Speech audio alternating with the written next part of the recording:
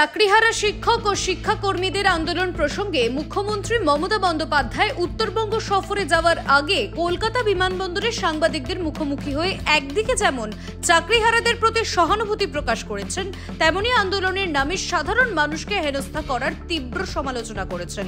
তিনি স্পষ্ট জানিয়েছেন, আন্দোলনের একটা লক্ষণ রেখা আছে এবং আইনি পথে সমস্যার সমাধান খোঁজা উচিত। অন্যদিকে বিকাশ ভবনের সামনে পুলিশের লাঠিচার্জ প্রসঙ্গে অভিষেক বন্দ্যোপাধ্যায় বলেন, আমি কিছু ফুটেজ দেখেছি, কাউকে দায়ী করছি না। জোর জবরদস্তি গেট ভেঙে দেওয়া হয়েছে। আন্দোলন কখনো উগ্র হয় না। গতকাল বিকাশ ভবনের চাকরিহারাদের আন্দোলনকে মুখ্যমন্ত্রী এবং অভিষেক বন্দ্যোপাধ্যায় সুকৌশলে কটাক্ষ করেন বলে মনে করছেন রাজনৈতিক বিশ্লেষকদের একাংশ। আজ সকালে নিউ টাউনে প্রাতঃভ্রমণে এসে এবার এই প্রসঙ্গে কড়া জবাব দিলেন বিজেপির প্রাক্তন রাজ্য সভাপতি দিলীপ ঘোষ। থ্রেট দিচ্ছেন, বদনাম করছেন, যত রকম ভাবে হেয় করার চেষ্টা করছেন, কিন্তু তাদের ভবিষ্যৎ কি হবে এটা ঠিক করছেন না, যে দায়িত্বটা ওনার আছে।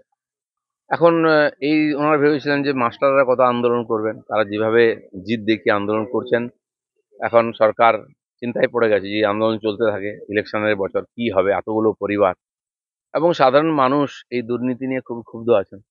তো সেই জন্য তাদেরকে হেয় করা, ছোট করে দেখানো, এই করে নিজের দায়িত্ব থেকে পালাতে পারেন না। এই সমস্ত সমস্যাটা তৈরি হচ্ছে ওনাদের পার্টির লোকেদের জন্য, এটা ওনাকে ভাবতে হবে।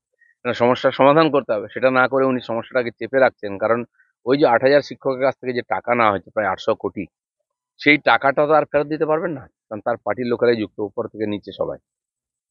এবং কি পার্থবাবু ভেতরে আছেন, তারও এতে হাত আছে। তো সেই জন্য ওটাকে ছোট করা, হেয় করা, পুলিশ সহিংস বলছেন। পুলিশ কিভাবে শুরু করেছে ওদের আন্দোলন দাবানোর, ডিআই অফিস ঘেরাও যেদিন জেলায় জেলায় হলো, সেদিন পুলিশের আমরা রূপ দেখেছি। শিক্ষকদের ওটা পাও না, লাঠি, গালাগালি, লাঠি পেটা, পুলিশ তো শুরু করেছে। তো স্বাভাবিক, যাদের জীবন আজকে বিপন্ন, মরা বাঁচার প্রশ্ন, তারা তো সবকিছু করতে রাজি হবে। তাদেরকে উস্কাচ্ছেন কেন, উপভোগ করছেন কেন? এর সম্পূর্ণ দায়িত্ব সরকার এবং পুলিশের। মমতা ব্যানার্জির বিভিন্ন আন্দোলনের ছবি আমরা দেখেছি। আন্দোলনকে কত নিচে নিয়ে যাওয়া যায়, ব্যক্তিগত স্তরে নিয়ে যাওয়া যায়, সেটাও আমরা দেখেছি।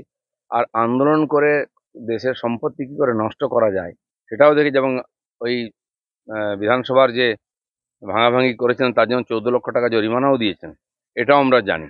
সেই জন্য যিনি বললেন আন্দোলন লগ্নে আমার জন্ম, তিনি আন্দোলনকে দাবাচ্ছেন জোর করে, এটা কি করে আমরা মেনে নিতে পারি? তো আপনার জন্য আন্দোলন নীতিগতভাবে ঠিক আর বাকিদের জন্য বেঠিক, এর ডবল স্ট্যান্ডার্ড হতে পারে না।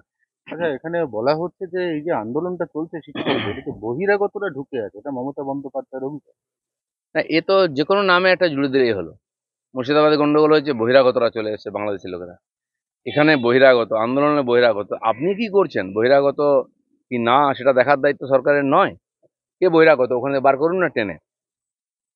যাকে পুলিশ লাথি মারছে সে কি বহিরাগত নাকি, যাকে লাঠি পেটা করছে?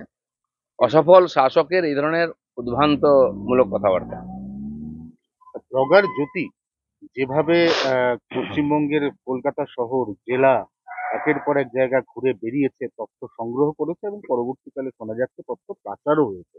আমাদের রাজ্য এই মুহূর্তে কতটা নিরাপদ? আমাদের রাজ্যে যথেষ্ট সার্ভাইলেন্স কি হচ্ছে?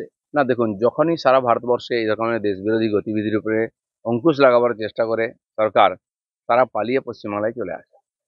পাঞ্জাবের গ্যাংস্টার থেকে আর মিজোরামের উগ্রপন্থী নেতা, তারপরে আইএসআই মডিউল, সিমি জামাত আল কায়দার মডিউল, সব এখানেই পাওয়া যায়। ধরা পড়ছে, এনকাউন্টার হচ্ছে।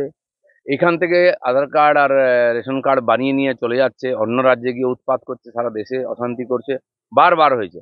এই নূতন একটা উদাহরণ পাওয়া গেল। মানে যা কিছু দেশবিরোধী গতিবিধি হবে তার কিন্তু বাংলার সঙ্গে জুড়ে যাবে। কেন হয়? আমার মনে হয় এখানকার সরকার এই ধরনের দেশবিরোধী শক্তিকে শেল্টার দেয়। এখানে একটা মেসেজ দিয়ে দিচ্ছে, আমরা আছি, এসো, সবাই এখানে চলে আসছে এবং চালিয়ে যাচ্ছে, কিন্তু একসময় ধরাও পড়ছে। বিকাশ ভবনের আন্দোলনরত শিক্ষকদের উপর জামিনের অযোগ্য ধারায় কেস পুলিশের। ইতিমধ্যেই এই ইস্যুতে সরব চাকরিহারা শিক্ষকরা। ইতিমধ্যেই কড়া প্রতিক্রিয়া দিয়েছেন রাজ্যের মুখ্যমন্ত্রী মমতা বন্দ্যোপাধ্যায়, মুখ খুলেছেন অভিষেক বন্দ্যোপাধ্যায়ও।